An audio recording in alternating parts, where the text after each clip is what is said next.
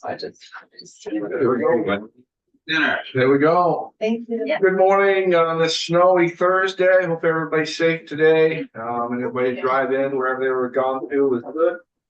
It is Thursday, February 13th, 9 a.m. a little after 9. We're doing a little late start this morning. Going to spend some time talking to the Vermont Conservation Districts. I believe that Hillary Solomon's going to lead off.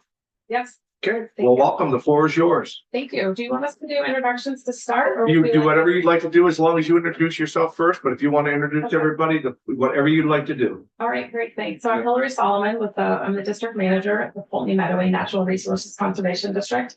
Our office is in Poultney and I live in Middletown Springs. Maybe we'll just let everyone introduce.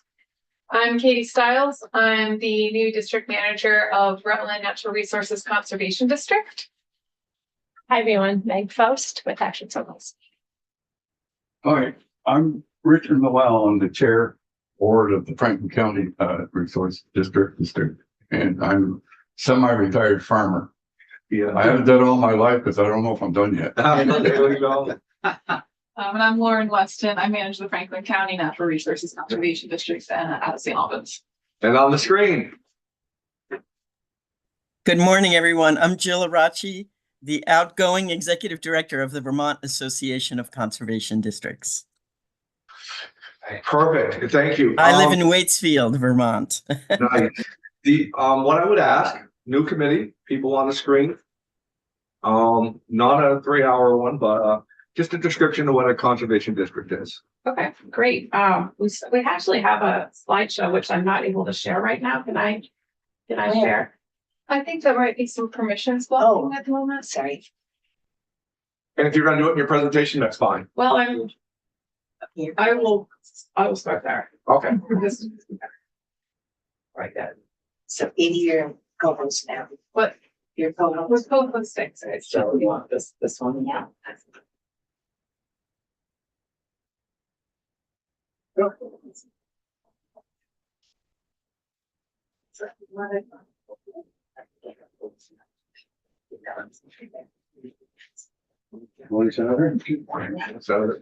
You're right on top. Oh, Yeah, we've had a little problem getting on. I didn't send a text. Yeah, we got it. Thank you.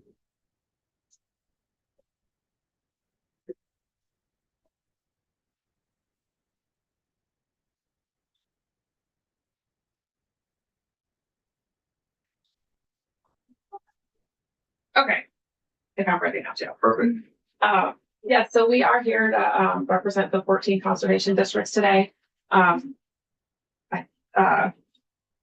next slide is going to go into sort of how we were established. The next slide after that talks about our governmental structure. Yep. So we're representing the conservation districts today, and we do have a FY26 budget request. So if you have any questions about that, we can talk about that as well. That'll be the second part of our presentation. So basically, conservation districts have been sort of a from the ground up organization since our beginning. We started through the Soil Conservation Act of 1939. Originally, President Roosevelt reached out to the different governors of states asking sort of post-Dust Bowl for some type of a local entity to do like peer-to-peer, farm-to-farm education and outreach to try and improve soil health so that we didn't have the same type of topsoil loss that we had during the Dust Bowl. So the Poultney Meadoway Conservation District was actually the first district that was enacted in Vermont.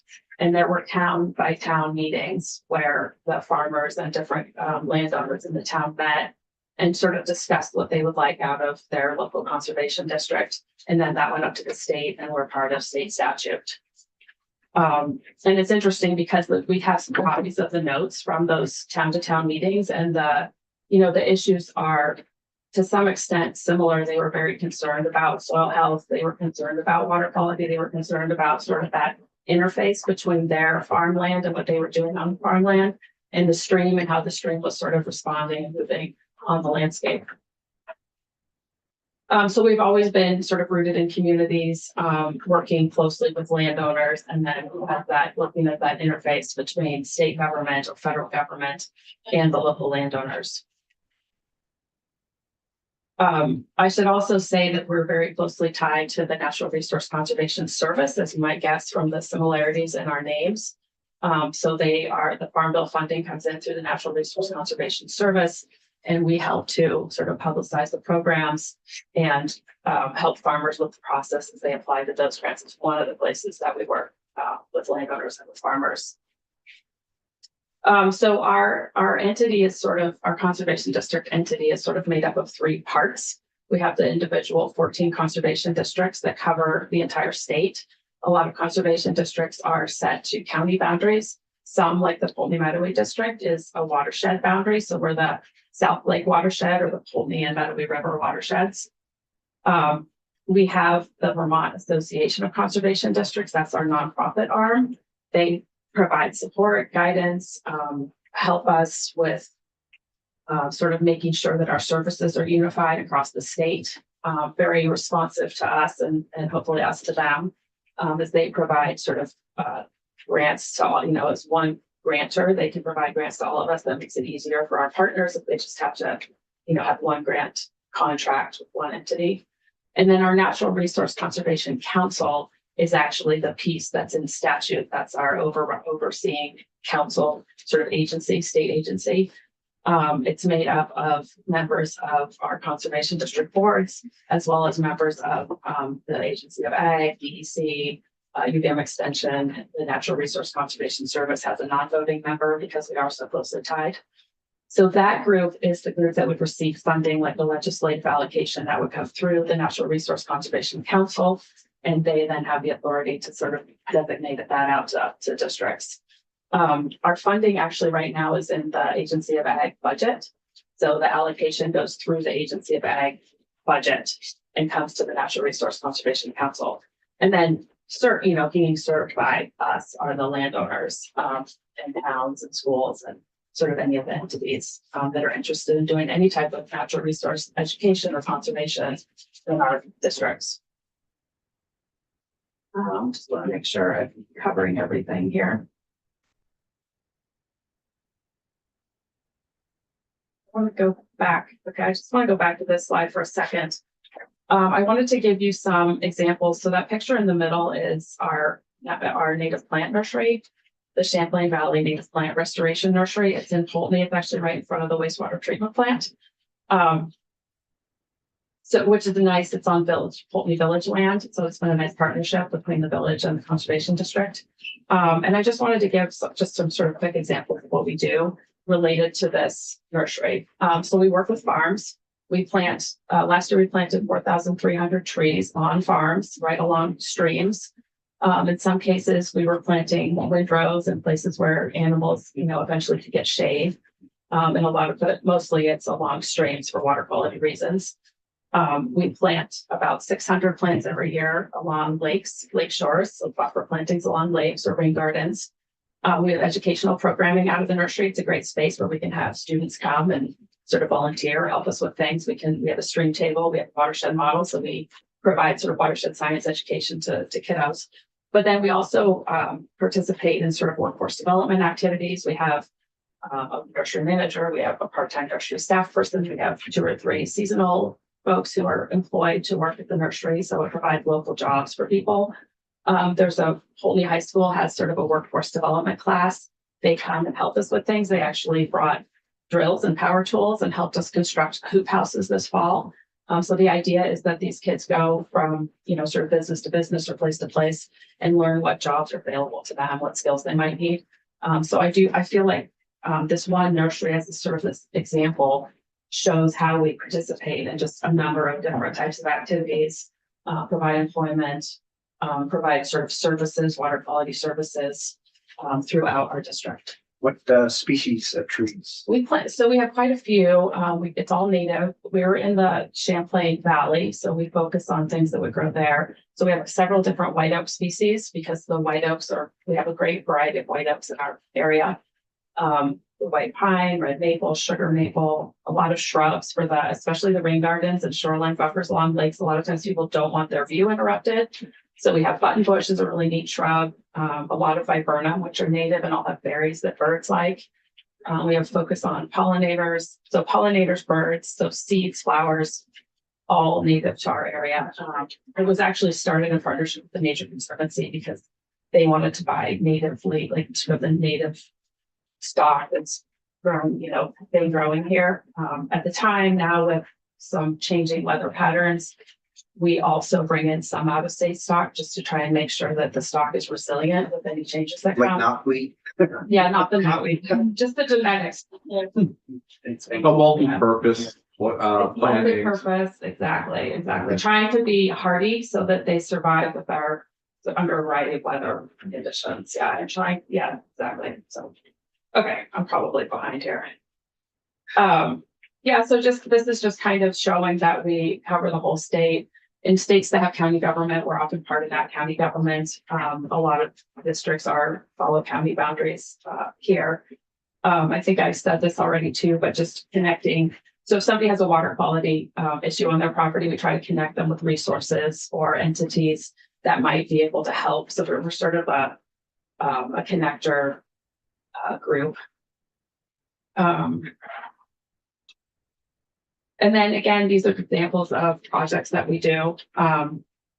We try to just, each district's a little bit different. We've sort of tailored our activities to meet local needs. And I don't know if I'm running out of time, but I do have a couple of. You have all the time you want. Okay, well, great. Couple examples in each of these areas. In terms of agriculture, we have 2 full-time agricultural staff works with farms on nutrient management planning, any sort of water resource issues that the farm has, soil health issues. Our 2 staff work cooperatively between the Rutland, the Bennington, and Fulton Meadowy districts. So we cover Rutland and Bennington County. So we share staff. They go to the board meetings of all of those groups. In terms of flood mitigation and recovery, a lot of soil sampling, especially on the Otter Creek, which flooded. We didn't have as much flooding in the Fulton and Meadowy watersheds, but Otter Creek flooded, so did a lot of soil sampling, trying to make sure that those agricultural fields didn't have extra pollution or heavy metals. In terms of invasive species, we're involved in the water chestnut pulling program. So we have a little fleet of kayaks, and our staff goes up and down the edges of Lake Champlain, hand pulls the water chestnuts. There's a harvester also, so we kind of work in tangent with the harvester, getting the areas that the harvester can't go in. That program is effective. When that program has slowed down in the past or stopped, the water chestnuts come up from the south part of the lake and just cover the lake, making it difficult to recreate on the lake. So that program's been working to keep them at bay. Of course, the native plant nursery I talked about, we do have some equipment rentals for farmers. We have a no-till seed drill. We have an aerator. Farmers borrow them at no cost. They plant their fields without having to do a lot of tillage, so that helps with water quality. We actually have an injector that we were able to purchase. There was a group of farms that were going to share that injector, but because of the economics recently, a lot of those farms sold their cows. So we're working with, it's been transferred to another farm, and we're kind of working to see what we're going to do with that injector. But basically getting manure into the ground, the great way that the nutrients in the ground and not let them go to surface water. Right. Yeah, and those are actually 2 of my staff in that top picture working on a project around Lake St. Catherine. So we do a lot under the Clean Water Act, which was passed a few years ago. We're statutory partners in the tactical basin planning work that DEC is doing. So there's a tactical basin planner who oversees sort of the collection of data and report writing to create a plan with goals for our watershed. We participate in that. We participate in actually bringing those goals to fruition. And making sure that the strategies are actually sort of playing out on the landscape. We participate. So Fulton Meadowy District is actually a clean water service provider with the Rutland Regional Planning Commission. So we're managing that clean water funding that's coming through in the formula grants, which is meant to reduce phosphorus in Lake Champlain. Conservation districts by statute, they sit on the Waste and Water Quality Councils that help guide the clean water service providers, which has been nice. It's a very technical group that helps approve the projects that are coming through the clean water service providers. And then there's funding that comes through, federal funding or state funding that comes through the NRCC, so our council, to help fund projects. This is all project related funding, not core funding, but you can see the project volume of projects that we're working on. I don't need to read these, but just a lot of stormwater projects, a lot of tree planting projects, a lot of stream restoration projects. And a lot of project development, and those projects that we develop can be implemented by partners, by other people. So I think that's an important sort of role that we play often. And then in terms of impacts, make sure I getting everything else we said. But I think nobody will be surprised in this room to hear that a lot of the reduction in phosphorus solution plan has come through the ag sector. So a lot of times these grants that we're working on are to do projects on farms. You can see all kinds of soil testing, water testing on farms with farmers, trying to make sure that the manure being applied to fields is being applied at the correct levels. A lot of site visits, a lot of nutrient management plans, a lot of referrals to other programs that have more funding that can help farms with projects. And I just wanted to say I'm working on some project development work, and we were looking back at the old reports that came out of the stream assessments. And one of the better types of projects is to remove berms and to let water, locally flood, sort of smaller floodplain access situation as opposed to being collected in these channelized streams and the flooding a town. And I approached a number of farmers about going on their property, looking at these old berms, and every single farmer said yes.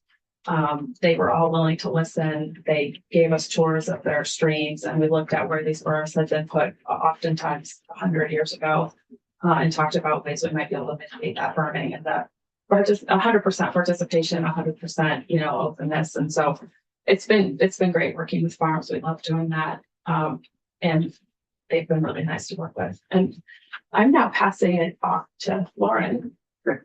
Well, thank you. Yeah, thank you very much.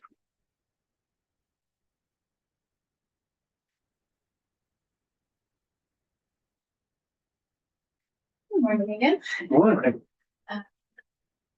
So again, I'm Lauren Weston. I manage the Franklin County Natural Resources Conservation District. And to kind of reiterate many of the points that Hillary pointed out, we are here requesting a base appropriation of $3 million, which has been the same request that we've had for the last couple of years. This is really to cover our ongoing operational costs and to meet our statutory obligations. At this time, the governor has proposed to reduce our base budget from $612,000 to $500,000 for fiscal year 26.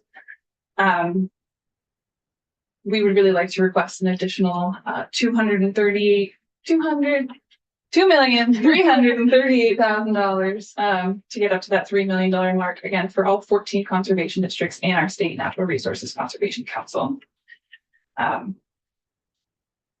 It seems like a big jump from $612,000 to $3 million. However, the level of funding is the result of chronic underfunding for the past several decades. To the point where there was little going on in districts for a while, and the Clean Water Act really helped us revamp. And now we are growing to meet those project needs, but we really need some operational based funding opportunities. So what will we do with this $3 million? It will support the administrative and operational costs of all 14 conservation districts. And natural resources conservation districts exist in every state and territory in the United States. There's over 3,000 conservation districts in the United States. It's 14 in Vermont. And the goal with this $3 million is to pay for the salary and benefits for at least one full-time employee for all 14 conservation districts. In addition to keeping our workforce going and staying at their jobs, paying our supervisors, of which Richard Noel is one of my supervisors, which is part of a 5-member board, democratically elected board to oversee the work that we do. In addition to additional outreach and community assessments, technology needs, and increased support from the Natural Resources Conservation Council. One of the ways that we have used the $612,000 in the past is to increase each district's budget for some level of core funding to about $35,500. Right, the numbers are just not flowing out of my mouth today. And with what the Franklin County Conservation District has done with that money is actually support more of our community engagement work through a locally led process to really understand what the community needs. We hosted a survey in combination with the Grand Isle County and the Lamoille County Natural Resources Conservation Districts this year, and we have 142 responses from community members trying to help prioritize what kind of things they want to see on the land, what their top issues are, and how they'd like to see resources allocated for those things. The number one thing that the respondents came back with that they wanted to see more of is more community buy-in. That's really what the community was saying. They want their fellow neighbors and fellow community members to be educated and participate in this natural resources work. And one of the ways we can do that is by providing more core funding to conservation districts so that we can free up our time out of competitive grants and really engage with our community and educate where needed. So again, we're asking for base funding. We do currently fund ourselves through competitive grants at the federal, state, and private scale. The project competitive grant funding is very limited and consistent, makes planning hard, requires a significant amount of effort to get those grants, and then to report on each individual piece of them. It really bogs down our ability to do the right work. It really focuses us on finding money from grant programs which may not necessarily align with what the community needs. And as Hillary mentioned, I did want to just reiterate to the relationship of the NRCDs, so the districts, to the federal NRCS. Hillary very beautifully mentioned we were all founded kind of around the same time, but the goal of the districts was to really be the on-the-ground voice and to create community buy-in. And part of the relationship that we have now with NRCS is many of the NRCDs are co-housed in the same office as NRCS. And we get to use their computers and some of their systems that they use to rank and prioritize projects. We get to be a part of that as a non-federal employee. We also get to, through community engagement, create pools of funds that are federal funds specific for local community needs. So last year, between the Franklin, Grand Isle, and Lamoille counties, we actually got a $1.5 million pool specifically for those three counties for projects that needed to happen there. So the farms in our region weren't competing against the whole state. Important to note, none of that money comes to the districts. We just facilitated that to the farmers. Some of the impacts of that federal funding is a nice photo of Hillary.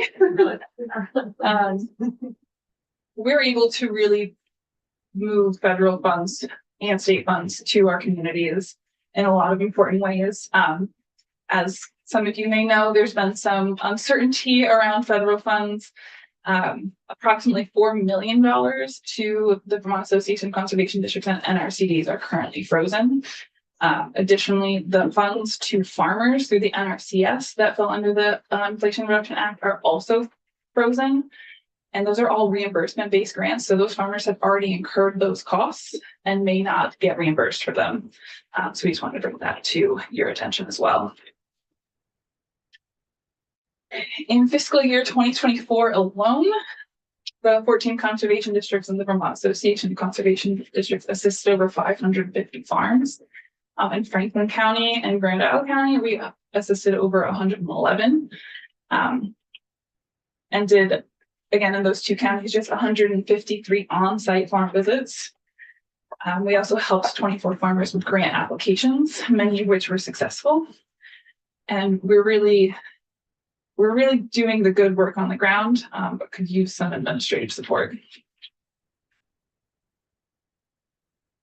So I'll reiterate, we are looking for a base appropriation of $3 million this year to continue doing our good work and engaging with our community. Now I'm going to turn it over to Richard Noel, who's going to speak to some of the ways that he's personally seen the impact of conservation districts. Thank you.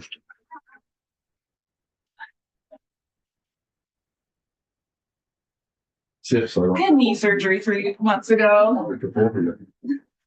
Thank you. Because I had knee surgery 2 years ago. Tell me an old farmer who hasn't. Well, had both shoulders done, both hernias done, one hip and one knee, Well, there you go. and I still got a little bit to go. Besides that, I'm good. Good, good, good. Hi, I'm Richard J. Noel. The reason I use the J because there's another Richard Noel in Franklin County. Yeah. One time I went to the dentist and they said, "There's something wrong with your teeth." I go, "I don't think those are my teeth." Anyway, I'm how would you put it? Generation. It hurts me because we're losing us.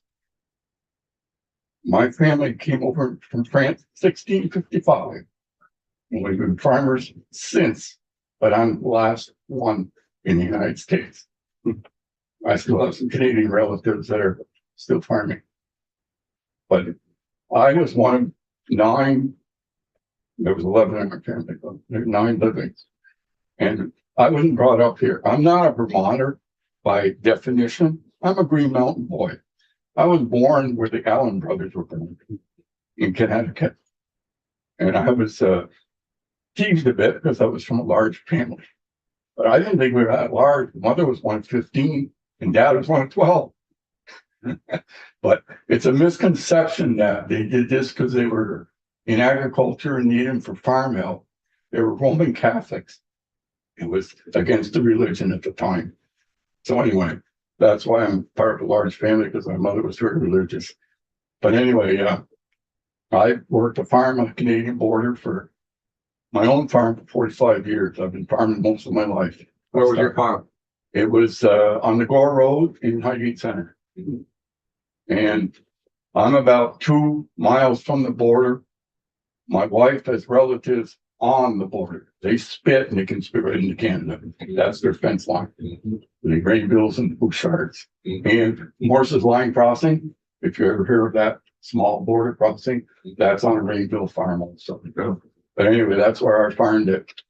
And I ran my farm till 2017. Most of the practices I did were at the time, see this, you're talking 70s and the 80s, was through the Soil Conservation Board. And then I had my farm, come to find out, was in a 2,800 acre watershed. There's 2,800 acres that drained into my farm. I had 2 miles of ditch system, which I maintained for 45 years. I had my own backhoe, and if it rained 3 inches, my place got flooded. So I learned to do maintenance. I didn't deepen my ditches. I didn't enlarge them. Every few years, you cut out the topsoil that goes in there. Simple.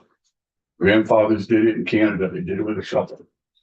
My first ancestors were indentured servants. They worked for the lords until they had their payments done, and then they were able to establish farms on their own. There's still a Noel family on the Isle of Orleans, which fed Quebec City. Isle of Orleans sits in the St. Lawrence. The frost period is backed away because of the water. They were the food and much of the to feed Quebec City, which is on a cliff. Right.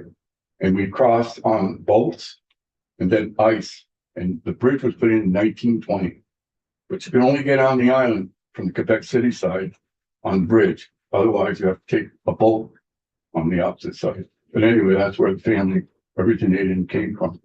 And then I established my own farm in Highgate in How long were your ditches and who put your ditches in? How long ago were those? 200 years. 200 years. Late 1700s, with the Sanderson family bought from the Allen brothers.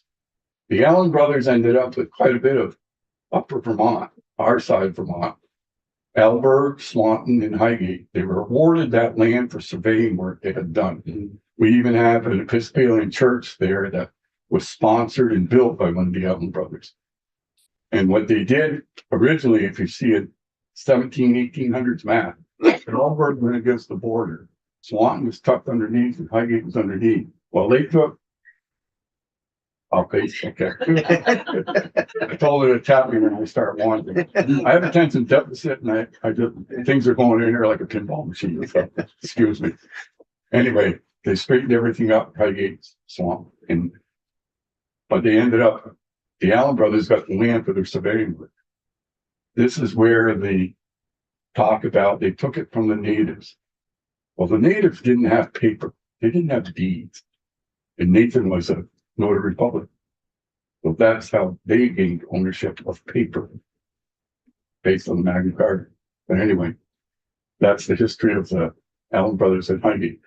My farm was sitting again in a low, and I learned to maintain those waterways to keep the farm in existence. And we had projects, and then we took, since I had seen where I come from, land here from farming, I put mine in land trust in 1995. It wasn't going to be built on. Now what it looked like. And my son took it over for 8 years and ran it, converted it organic. Got done with all the row crops. Even though I did run row crops at the time when I farmed it, I was savvy enough and knew enough not to plow right to the edge of my ditch. I left grass buckets before it was passable. What am I looking for? A word. You said grass waterways. Yeah, You meant before it was waterways. what they're actually trying to practice today. I just thought it was a good idea. My good dirt wasn't ending up in the ditch and washing out to the lake. I think it was just a common sense approach. But then we put the whole farm into grass, and he ran it in grass for 8 years, organic beef cattle. That with his paddocks and his system, which some of these ladies in this group have helped us establish, he could take a calf dropped in April, go the following winter, September, October, November, December, the following year, September, October, they'd send that beef off to dress out at 600 to 650 pounds, no grain, not a stitch of grain. But you have to be active and moving, right, and working your grass. That's when it has the highest energy. So I sold the farm to an organic farmer. I moved up the road, what I call my retirement farm. It's only 45 acres. My big one was 300. And this group here, our district group, has helped worked a lot with, you want to pitch in on what you've done on the Swangier place, our old farm? Sure. So we've been able to connect with the landowners that Richard sold his farm to in several ways lately, including working with them on some soil health initiatives through a combination project with the UVM Extension and Heather Darby's team. We've also partnered with them on the Pay for Performance program, which is an agency of ag program. The Franklin County NRCD is working with 35 different farms in that program, and actually 15% of all ag lands in Franklin and Grand Island counties are enrolled in that program. And it's really helping them pay for the ecosystem services that they're providing in addition to the milk that they're selling on their farm. We've also walked all of the miles of ditches on that farm, and they do look really great. They're kind of one of the exemplary ditches systems in Franklin County. So they've been doing a great job as well. And with that, I think we're done presenting. So I'm going to I use have that. any questions We'll take or would like discuss everything. Yes. Thank you, Mr. Chair. So 80% of the committee is new. Yes. 60% is not just new to the committee, but they're new senators. Yes. So I guess for background, and nobody's mentioned it yet, so I'll kind of weigh in. I'm a big fan of the conservation districts. I've never made any secret about that. I think they do fantastic work. One of the things that sets them apart is they're non-regulatory. So unlike, with all due respect to folks that may be tuning in, the DEC and even the AAFM, the Agency of Ag, they have regulatory arms. So they could come in on a farm or just a piece of land that somebody owns and tell them, unless you do this, this will be the consequence in terms of fines or fees. These folks don't do that. So it has a tendency, I feel, that when they come on and start talking to landowners and farmers, there's a much more congenial and sharing back and forth of information. So I think that sets them apart in a lot of great ways. They don't come in and say, we're coming in to, oh, and by the way, you're in the wrong spot here, and you gotta do this.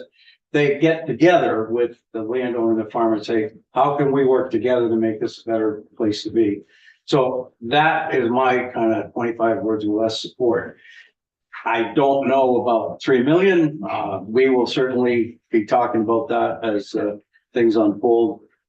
It seems like every year we say, this isn't a good year to be asking for increases. I don't know when it ever will be, but you know, we've got some other very serious things, the educational reform potential and the housing issue. So I don't know where we'll wind up with, but I think we'll certainly recommend that you stay where you are without the cut from 612 down to 500. And I know that's probably not.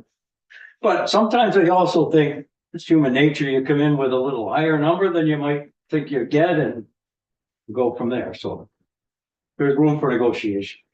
But I am a big fan. I'm a big fan. And Hillary and I have known each other for a long time. She's a constituent, and I guess Katie must be too. Yeah, I'm in Hubbardton. Okay. So we're in great support. I think this committee's always been, and Linda can attest to that. We're big fans. So I forgot to say something too. I don't know if I can speak from here. Please, Okay. you guys got until quarter after 10. So So one of the things I had meant to talk about was, a project we did down on the Medway River. We did a big barrier removal project. So a couple of dams and some undersized culverts. And so as I think we talked about this kind of project manager, sort of resource convener role that we play. And what I wanted to say was that this was a really successful project. We had so many partners and we worked with so many landowners and we made all this happen over a couple of years. But I think sometimes in our role as sort of this partner, like bringing in partners and sort of managing the projects, we get a little lost in the shuffle. Like we're not the big funder of the project. So that big funder name goes on the sign. President Biden's name was on the sign. And so there's not a lot of visibility sometimes for that work that we do, which is kind of pulling together all the pieces to make sure these projects move forward. So it's sort of like a strength and also a little bit of an Achilles heel.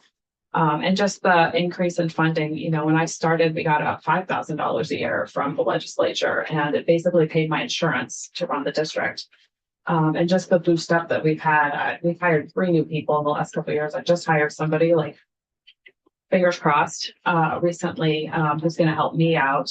And that person is being funded through 5 different grants. Some of them are federal. I'm not 100% sure if we're going to end up receiving those funds. So the legislative allocation gave us the courage to move forward. And I just think that even the tiniest little bits, the little increases that we might get, like if we increased up to 800,000 or $1 million, the increase in the number of staff we bring on, because we leverage that funding so much with other types of funding, it's huge. It's like an outsized sort of response to the bit of funding. So I just wanted to give you sort of from our budgeting and staffing, it's been incredibly helpful. Just that jump that we've had, and I can see we're in a great place now, and I can see us really being able to expand. And I hear, you know, I know that there's some contention now maybe over the climate bill and some of the climate work, but that's the type of thing that we're on the ground. We know the landowners, we can really help make some of these things happen if we had that strength to do that. yes, did you? Yeah, I just, how are you, quite frankly, doing your work? I just, the 612 to 3 million is significant jump. How are you doing your work if you're having now to go to 3 million? So this week I've worked almost all like 10 to 14 hour days. I don't get paid for all that. we just don't have the staff to do everything the right way, the way it should be done. So, for me, the most important thing is getting the projects on the ground and meeting the needs of our landowners. So that, I think that happens fairly well. What's not happening is the back end admin piece of things. That there are big improvements that could be made in terms of sort of just running the office. I mean, our human resource, we don't have human resource anything. Sounds like they're representatives. So that's the piece that's run sort of, just running the district. That's just happening on a shoestring. That's just happening in corners and edges and weekends. And you get federal dollars as well? We do, and we have had some frozen, and we're unsure because for us, they're all reimbursement also. So we have tasks that are 90% complete, and we pay contractors, and we may or may not. We're hoping we're going to get reimbursed. I mean, it's our federal government. I assume if we have a contract with our federal government, it will be honored, but we're just a little unsure right now. So Another point I'd like to bring up is that Vermont's the highest maple producing state in the United States. Franklin County is one of the top 3. I look at it this way, and it's a farmer viewpoint. If you keep pulling away the grain from the cow, yeah, she'll give you some milk for a while, then their hide's gone, and you won't have anything. That's why we're asking for at least give enough ration to keep her healthy. Then we can keep repeating. We started, I've been on the board for 45 years. We had 1 employee, now we have 8. But they're all carrying out jobs and work that the state has said, here's the clean water project. Can you do it? We can do it. We have boots on the ground. We have workers. We're the worker bees. You give us the funds, we'll tell you where the projects are. We'll ask. You give us the fund, we'll get the job done. Yes, thanks, Mr. Chair. So Lauren or Hillary or Richard or Katie, anybody, Jill, good to see you in your little box up there. I may have suggested this last year, and I don't know how realistic it is. VHCB has a full-time, maybe more than one, grant writer that we have appropriated. And I can't imagine that if you knocked on their door, they wouldn't be able to allow that person or people a few hours a day for some grant writing, which would alleviate you from being in the office all day. And I don't know whether you have a good relationship and whether that's even possible, but that might help in terms of getting some grant money. Certainly. I don't know that we've explored that particular option. I'll say I probably spend at least 30 hours a week writing grants for my 8 staff. I'm currently managing 35 executed grants, and I have 11 more that I've written this year that I haven't heard back from yet. So yeah, we can certainly look into that. And just the competitiveness and the level of detail required in some of these grants, it's time consuming. And we're seeing over and over and over, 1 to 12 return as far as what's going on. We see it. And I think that's great. That's a gracious, ratio. Jill, we haven't heard from you yet. Thanks. Yes, I can speak to that question. So both VACD and the State Natural Resources Conservation Council write grants on behalf of conservation districts.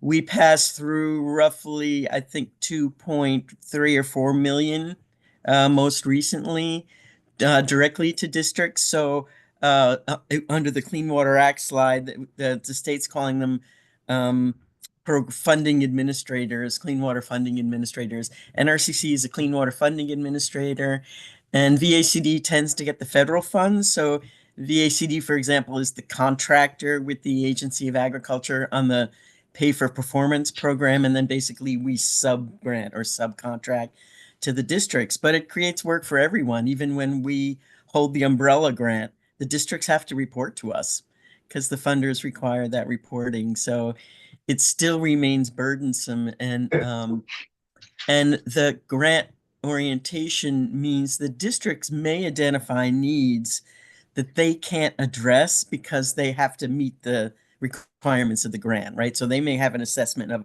here's a gap in services that we would really like to provide, but we don't have a grant for that, sorry, kind of thing. So one of the benefits of having general funds is it gives the districts the opportunity to assess needs and tailor their programs and fill gaps that may not be addressed with sort of broad sweep priorities of the funders.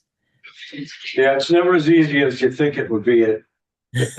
If you get money from somebody, there's always strings attached and guidelines to follow and guardrails. Most of our most successful districts manage 40 grants each.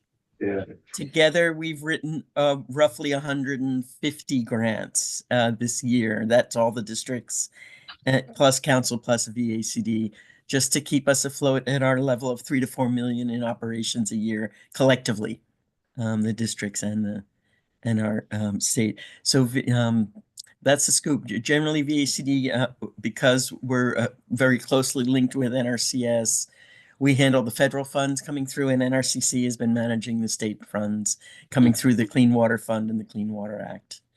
And most of that's subgranted to districts. You mentioned you're outgoing too. Where I'm are you? outgoing. I can announce our new executive director will be Michelle Monroe. You may know her. She works with Senator Welsh right now and is his ag staffer. She'll be joining us in March. We'll have a period of overlap and I'll be easing out. Yeah, I'll find other ways to be involved, but a little I'm less sure you involved. will. Thank you for your years of service, Joe. Absolutely. Thank you. Anything else? Anything else that anybody would like to say or haven't spoke that would like to add? I would just like to say, we're good grant writers. We're good at that. And we're good at getting projects on the ground. What we're having a hard time doing is meeting our statutory obligation under state statute to really be providing services to our communities that we are required to be providing and to be following state and federal laws. And that's where a lot of this $3 million is going to go, so that we are in compliance and doing what we are legally obligated to be doing. I would also just like to build on your comments, and Senator, that when we do go onto farms, we are the good guys. People like working with us. We aren't pushing any agenda besides that of what the farmer wants to do. We don't have programs that they're enrolling with us to make our numbers look good. We are coming to them and looking at the problem and really identifying what all of the possible solutions could be. And what the districts combined over the last couple of years have been creating, and Katie will hand this out, I believe, at the end, is a guide to assistance for all of the grants and programs that farmers can get. I believe it's over 130 pages long. And so we're navigating all of our own grants, but we're also helping farmers navigate all of those grants.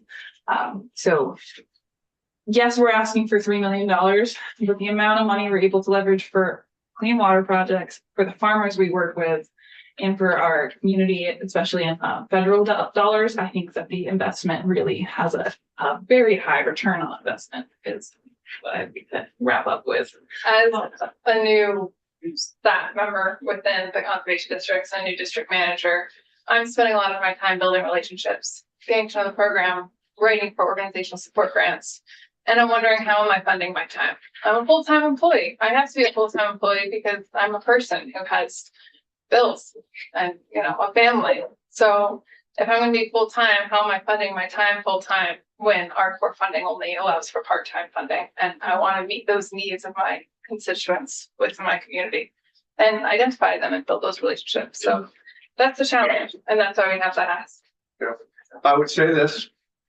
I would concur with Senator Collmore. It's gonna be a tough year.